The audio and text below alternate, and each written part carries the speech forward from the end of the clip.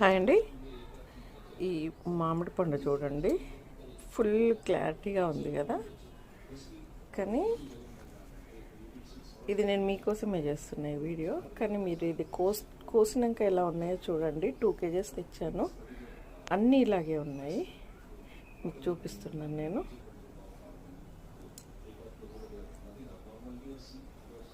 చూడండి, లోపల అన్ని పురుగులేనండి. పైన ఎక్కడ దెబ్బ గిట్లా ఏమీ లేదు, అన్ని పురుగులే. మీకు ఇంకా కూడా చూపిస్తాను.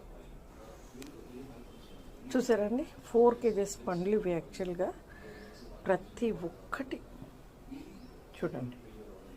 మీరు ఇప్పుడు ఈ వర్షాలు పడిన తర్వాత ఎంత మంచి పండ్లు కొన్నా ఇలా లోపల ఇలా ఉంటాయండి.